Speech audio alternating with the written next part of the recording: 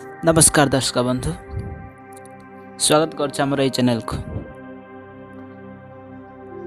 आज आज एमती एक प्रश्न बा एमती एक कथा उपर आलोचना करने को जाऊँ जार महत्व अनेक अच्छे, जहाँ जाना को आपण मध्य चाहते। चलो जाना कौन से प्रश्न। आज प्रश्न होची मनुष्य और पशु मध्य प्रभेद कौन अच्छे, माने भिन्नता कौन अच्छे। मनुष्य मानकर व्यवहार और पशु मानक व्यवहार मध्य संपर्क कौन। चलନ୍ତୁ जानिबा। मनुष्य मानक विषय ज्ञान अच्छी सत, मात्र केवल जे मनुष्य मानकर अच्छी अन्य कार ना यह बुझा भूल। मनुष्य मानक परि मध्य पशु पक्षी मृग मत्स्य इत्यादि अन्य समस्त प्राणी मानक विषय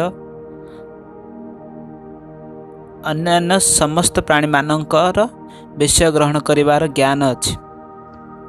गोटे उदाहरण है, पक्षीटी निजे क्षुधारे आकुल हेले मध्य तथापि तार ज्ञान थिबारु तार शावक तुंडरे आहार देवाको से सदा यत्नवान।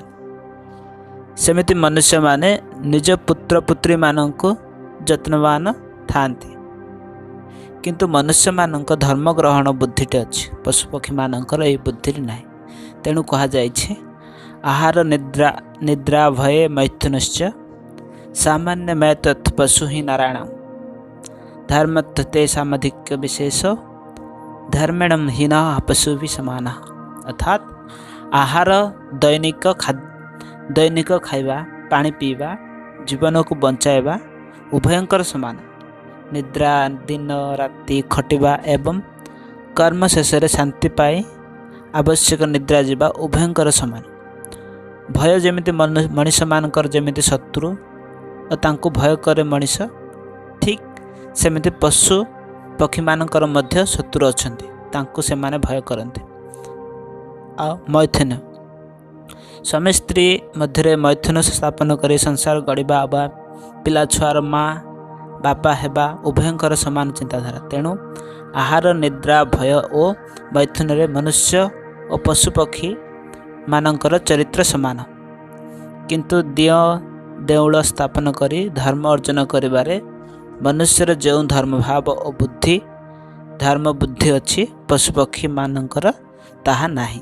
तेणु भागवत भी कहते आत्मा क्लानि नरहरि पूर्वे अनेक सृष्टि करे संसार खेली नाना मते संतोष न पाइला चिते एणु मानव सृष्टि कला जदि विश्राम सर्वलीला।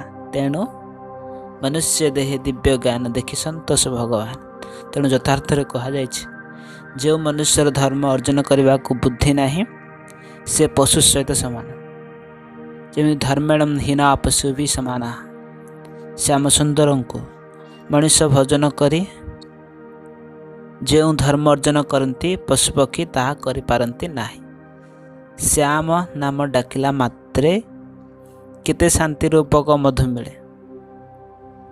यह होछि पशु और मनुष्य मध्य पार्थक्य व प्रभेद। धन्यवाद। केमिति लागला कमेंट करी जणांतु।